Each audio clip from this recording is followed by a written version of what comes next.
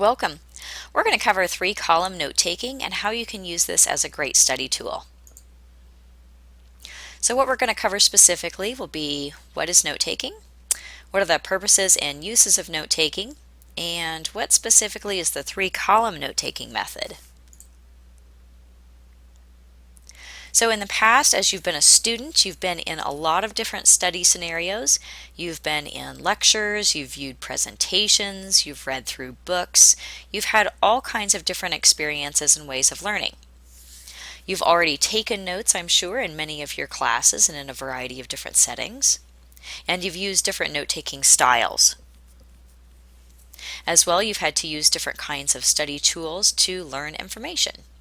So all of those are going to help you in terms of learning three-column note-taking. So what is note-taking generally? This is where a student writes down details about what the student is reading, watching, listening, and observing. It's a way of helping to study that material, helping to learn it.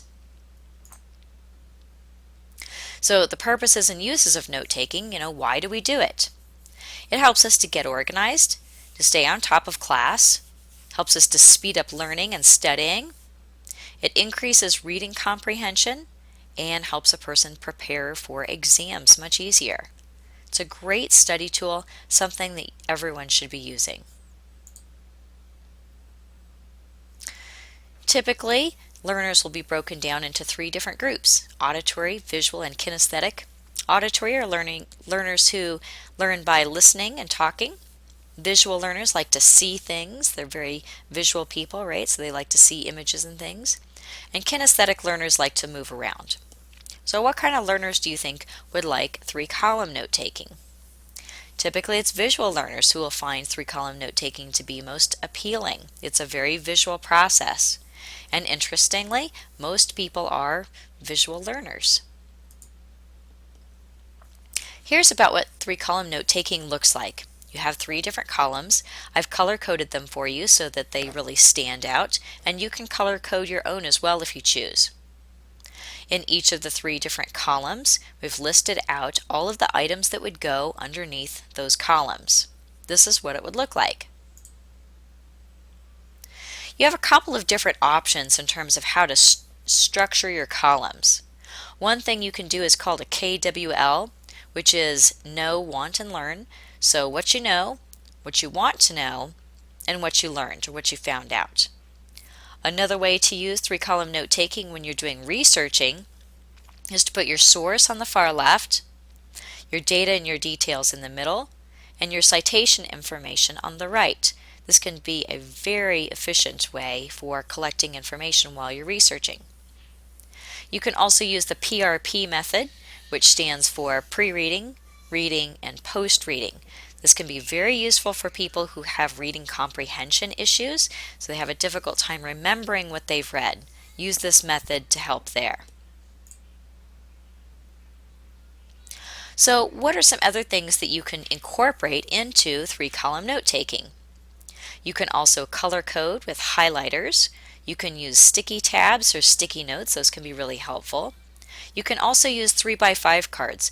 If you're a kinesthetic learner, you might want to use those 3x5 cards, and they could even be different colors, and you could use those to construct your columns. You could also doodle images or cartoons inside of the columns. For many people, that can be really helpful to them in terms of their learning process. Here's an example of what a KWL might look like. So on the left here, I've listed out the things that I know about the topic of zombies and vampires and ghosts in literature. And then the things I want to know, I've listed out as questions in my middle column.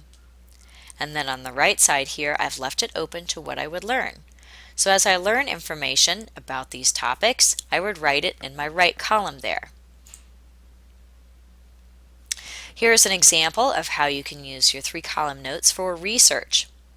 On the left column here, the yellow, I have my source, which is an article called Zombies in Literature.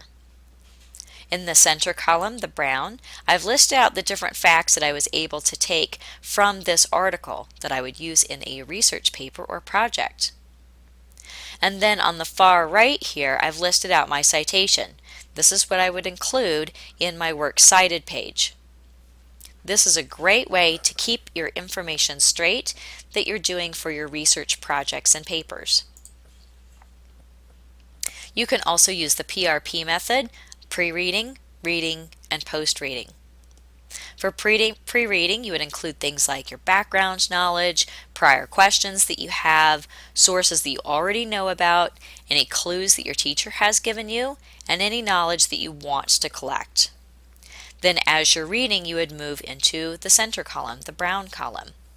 You'd look to answer questions, you would look for broad general ideas, you'd look for hypotheses and theses, as well as supporting details. All of that would go in the reading section here. And then in post-reading, which is your far right column, you would include things like summarize what you've learned. If you can summarize what you've learned in a couple of paragraphs, you can demonstrate your knowledge. Be able to repeat back that information. Maybe you want to create a bullet point of all of the information that you learned so that you can repeat it back. It's a great study skill to use.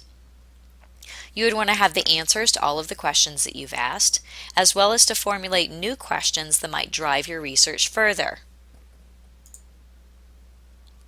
So where would you use three-column note-taking in life? Well, when you're doing a professional presentation, as you're taking notes, you will definitely want to use three-column note-taking. It can be very helpful. As you're preparing for a needs analysis, study results, or a fiscal report, depending upon what kind of job that you have, what kind of position that you hold, maybe as a business owner, three-column note-taking could be incredibly useful in these situations. Also, if you're creating a business's service flow chart, three-column note-taking can help to visually show how services move and change. Questions that students sometimes ask: is three-column note-taking required? No, it's not required unless a teacher specifically asks you to do three-column note-taking. It is one method of note-taking. Your job as a student is to find a method of note-taking that works for you and to use it. What are the other uses of the three columns? I've shown you three columns, three different ways of using your three columns here today: KWL, Research, and PRP. You can come up with three different ways of setting up your own columns in your own way. That's fine. Do people use the three-column notes outside of school? Absolutely. Three-column note-taking is actually used pretty heavily in the business world, so it's something that could be very useful to you if you become a business owner or end up working in a business. What are students expected to do?